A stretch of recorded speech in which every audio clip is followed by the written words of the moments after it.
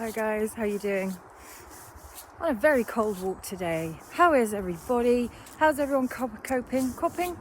Well, I guess it is coping the lockdown. How is everyone coping in the UK, guys? All around the world, indeed. How are you guys in the States? Are you locking down? Are you... I guess it goes from state to state, right? Anyway, I was kind of thinking about things recently and about sort of untruths and creating a persona online. Now that we have such an age of social media, an age of being what you want to be, showing what you want to show on social media, that you can have your real life and then you can show anything within certain boundaries online.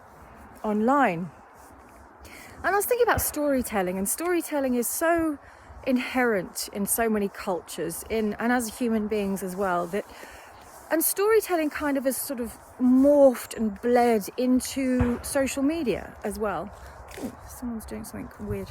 And storytelling is age old. It's gone back to the beginning of time. And an interesting thing about telling stories is that people want to listen. And people always want to listen to a good story. And as that kind of bleeds over into social media, you can kind of tell one's own narrative, sort of in the first person, as it were, and become part of the story. Now, the interesting thing about stories is the way we relate to them is through the characters mostly, or the circumstance, but mostly the characters. And a lead protagonist in a story we're normally attracted to because we see similar qualities or qualities that we want. You rarely see a protagonist in a story that really interests you where the protagonist is so flawed that it sort of repels you, that sort of you recoil from it. There has to be something in a lead character that is noble but very flawed. Very important that a lead character in a story has nobility about them. There's something about them that makes you say, I want that, I could be that, or I am that. But flawed as well. And it has to be very much in balance, more nobility than flaw. Otherwise, no one really cares about the protagonist and they sort of think, well, you kind of deserve it. And it's the same when we tell our own stories if we want to have a certain effect. I think someone's killing something somewhere in the woods. The same goes when we tell our own stories. Now, the reason that people, and I'll take my own circumstance for now, that someone is creating stories about themselves. Now, they include me in that, but for no reason whatsoever, I don't understand. This person has a fixation with me, as you probably know, a man called Normski Cleverly. When you look at all of this guy who is kind of stalking me and is a little bit fixated, he has a massive amount of nobility in his self-story. So his persona has massive nobility and is slightly flawed. Very important that he kind of says, yeah, I may have done this and I may have done that, and I have flaws, I'm ill, I'm sick, I'm a human being, touch me and I bleed, cut me and I bleed. But the nobility is the massive part of it, that this person writes massive nobility, massively noble about himself. That wasn't even proper grammar. Christ, bit of crime. And that's the tact that they have to use so that people say, oh, I feel sorry for you. You're such a good person, storyteller. I kind of believe you. And it's a sort of very textbook tactic. It makes people feel sorry for you. It makes people relate to you. And it makes people think that the story is actually real.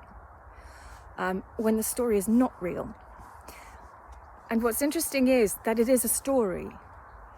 And we forget that we think that social media, because it's not dramatized, there's no TV crew there, it's sort of budget TV, as it were. Oh, it's a gun. Someone's shooting. Wow, that's not good.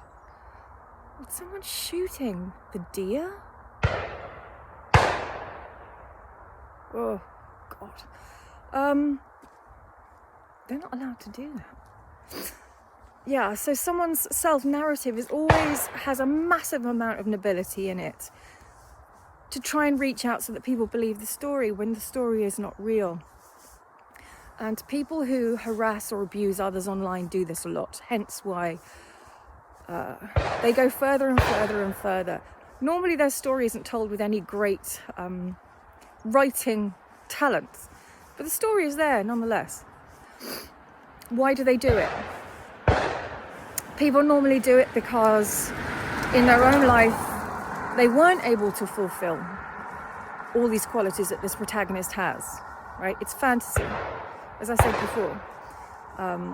It's fantasy on their part that they are that important when actually they aren't, or they feel that they aren't in real life. These people are normally quite meek, normally, I would say, below average intelligence, or feel that they are. They're probably not, but they just don't develop enough. And just not very happy with themselves. Who is happy with themselves? Who knows? But they definitely aren't, because they've had to create a false narrative in their digital world. It's not to say it's a bad thing. There are many people who meet on that other life thing, what's it called? Where you can create another alt and you can live another world, another life. It's incredible. But at some point, when you look at yourself, is there a point where you kind of go, why do I get so much happiness and fulfillment or satisfaction out of what I'm doing online and not in my own life? And how can I change that? Because a digital life is not real. You know, we all shit and sleep and eat and love and get hurt and don't like and try to navigate this world as an adult human being.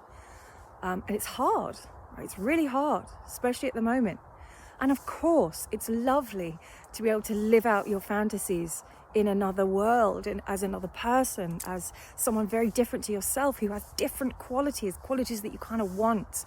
God, it's fantastic. But when that world becomes so big that normal life seems so dull, and you can't bear yourself in your normal life, you're not getting enough attention, you're not getting to interact with certain people. Men who sort of harass women online and get noticed, they're getting attention from these women. They're getting interaction that they've always wanted, and they'd never get in their normal life.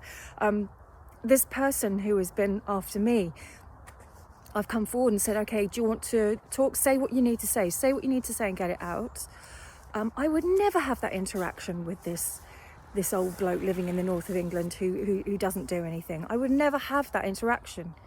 But in the digital life, he's kind of made that happen. Yeah, I do ignore him and all this stuff, but it's got to the point where, you know, I thought, okay, let's address him. Let's give him the attention that he wants and see if he wants to do something about the obvious sort of dissatisfaction he has with me for some reason. Of course, he can't. He can't do that. So he's sort of deleted me and deleted all my comments. And so this person would prefer to live their fantasy online.